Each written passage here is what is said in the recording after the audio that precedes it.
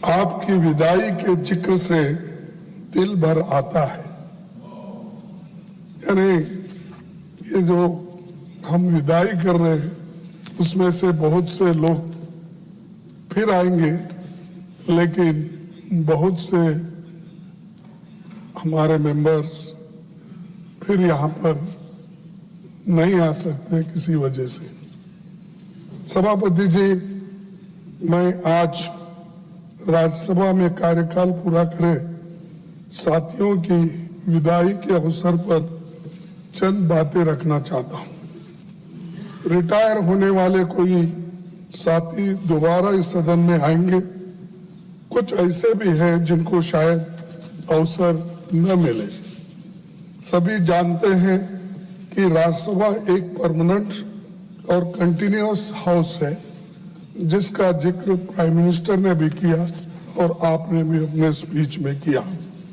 सांसद यहाँ 6 साल से लिए चुनकर आते हैं और हर 2 साल पर 1/3 सदस्य रिटायर होते हैं। आज वही क्रम दोहराया जा रहा है और राजनीति में रहने वाले लोग यानी पब्लिक लाइफ में कभी रिटायर नहीं होते और देश की सेवा के जज्बे में टायर्ड भी नहीं होते, रिटायर भी नहीं होते और टायर्ड भी नहीं होते जो पब्लिक लाइफ में है। मैं स्वयं अपने लंबे संसदीय जीवन में पहली बार इस सदन का सदस्य बना हूं। पहली बार मैंने 16 फरवरी 2022 से राज्यसभा में नेता प्रतिपक्ष की जिम्मेदारी संभाली। जल्दी ही इस सदन से मेरा पहला कार्यकाल पूरा होने जा रहा है, लेकिन राज्यसभा में विद्वान सांसद साथियों के साथ मैंने जो अनुभव हासिल किया है वो सबसे अलग और सबसे महत्वपूर्ण है। यहाँ जो बातें बोली जाती है ये हमको सीखने लायक है, क्योंकि मैं कम से कम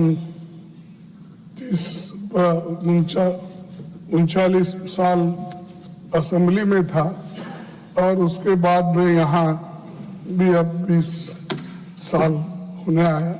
मोर और लेस मेरा 54-55 साल चल रहा है और इसमें कोई घटोती नहीं हुई।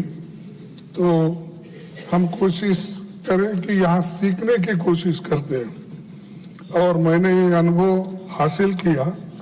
सभापति जी, अपने पूरे संसदीय जीवन में मैंने सदन में नियमित रूप से उसे उपस्थित रहने और चर्चाओं में भाग लेने की पूरी कोशिश करता हूँ और यहाँ अटेंड करने का मैं हमेशा कोशिश करता हूँ, इसलिए कि हमको कुछ अनुभव मिलता है अलग अलग राज्यों से आए हुए नेताओं से, अलग अलग विचारधारा के लोगों से, अलग अलग अपने जो कुछ भी अनुभव है वो अनुभव भी यहाँ पर वो बताते हैं, तो वो सीखने लायक रहता है।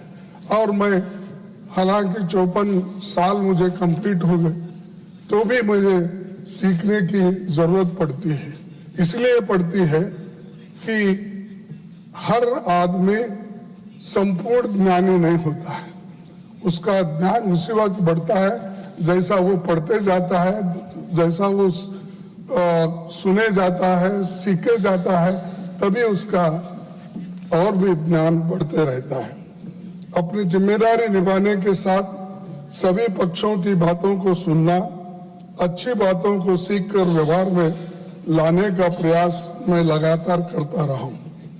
उच्च सदन में मेरा बहुत सा खट्टा मीठा अनुभव रहा है। मैं इस मत का हूं कि इस सदन को और अधिक सार्थक बनाने के लिए बहुत कुछ नए प्रयासों की जरूरत है, ताकि उच्च सदन समाज को और देश को बेहतर संदेश दे सकते हैं, मार्गदर्शन कर सकते हैं।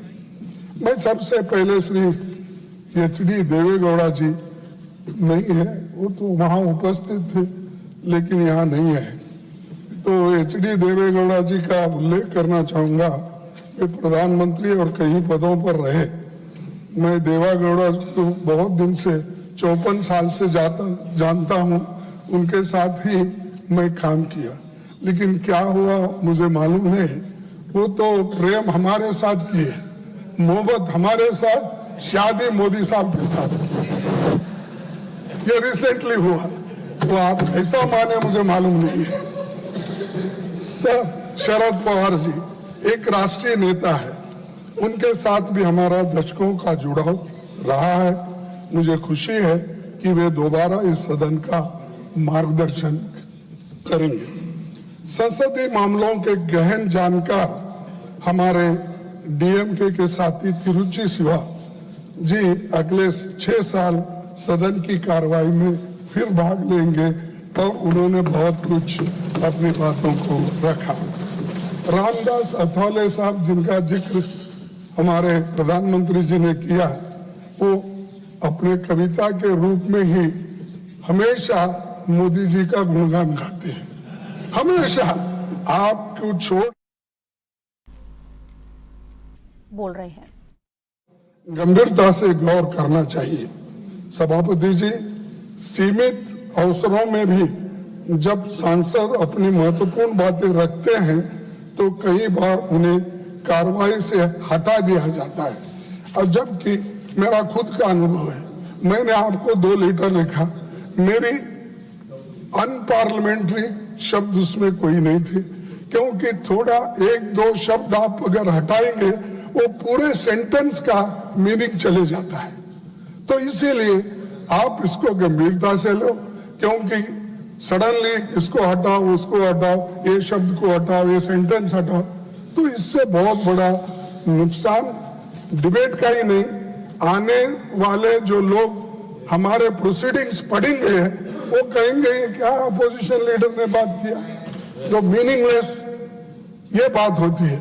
तो कम से कम मेरे को इस उम्र में वो सर्टिफिकेट तो मत दो जो मीनिंगलेस बात किया है।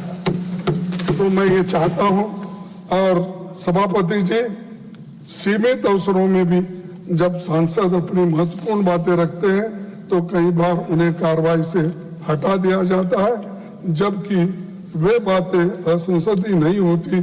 शब्द हटने से कही हुए बातों का अर्थ भी बिगड़ सकता है। मेरा मानना है कि समय समय पर राज्यसभा के रूल्स और प्रोसीजर्स की समीक्षा आवश्यक है। यह विषय अभी जनरल पर्पस कमेटी के समक्ष विचाराधीन है और इस पर गंभीरता से विचार होना चाहिए।